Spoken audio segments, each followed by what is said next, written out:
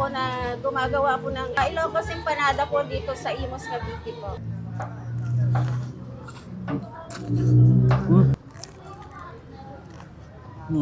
Nakatikim at nakakain ka na ba ng Ilocos Empanada? O baka naman namimiss mo na o namimiss ng iyong panlasa? Kung taga-Imus ka, huwag kang mag-alala dahil meron ngang nagtitinda dito ng Ilocos Empanada. Hello po, ako po si Gracia po na gumagawa po ng Ilocos Empanada po dito sa Imus, Cavite po. Ano katagal ka na naggagawa niyang Ilocos Empanada? Ano na po, 4 years na po.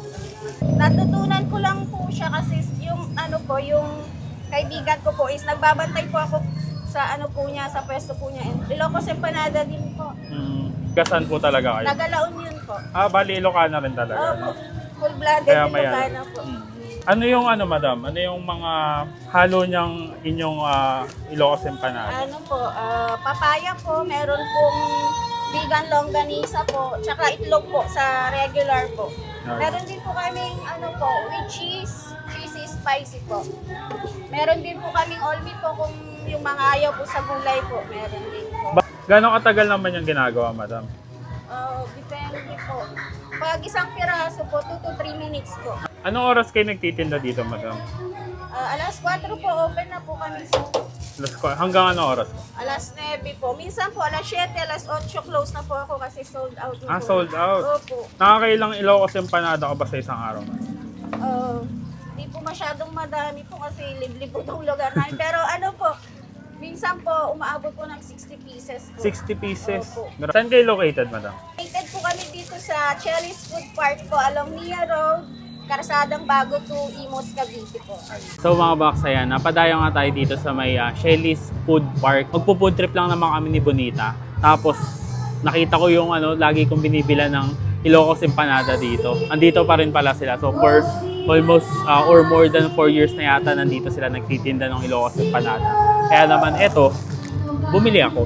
Meron tayo ditong special, tapos meron tayo ditong double meat. So ganda pa dito, yung mga ingredients na ginagamit nila is pure na galing galing Ilocos. So yung pinaka-meat, yan, vegan longganisa pa yung gamit nila dito. Kaya talagang yung lasa niya, authentic taste talaga from Ilocos. Saktong-sakto pati yung nagluluto at yung gumagawa, si Madam, Ilocana. Kaya ito, tikman natin tong kanilang special para medyo may pagka-authentic pa rin.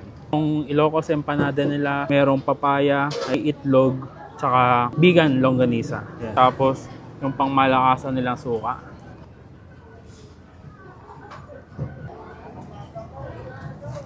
Tikman natin, guys.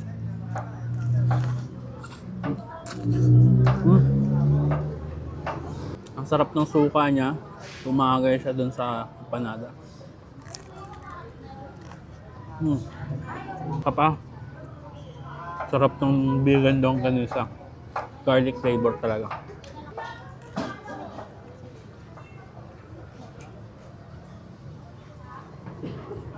Ito talaga yung lagi kong binibili dito sa may pag napapadaan ako dito sa Chelly's Food Park, yung Ilocos Empanada. Kaya ito lang. Sarap kasi. Hindi pa ako nakakatikim ng talagang Ilocos Empanada na doon mismo sa Ilocos. Pero kung ganito yung lasa, panalo. Ang sarap.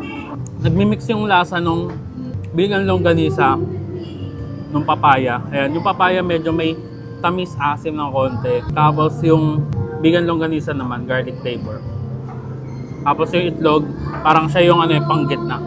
Sarap.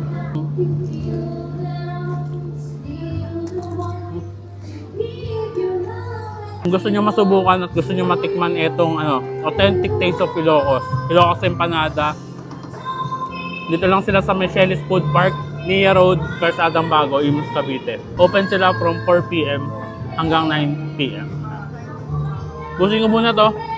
Kita-kita sa susunod ko na dahil sa masarap, mura at kakaibang kainan. Don't forget to eat, ride and grind. Let's go!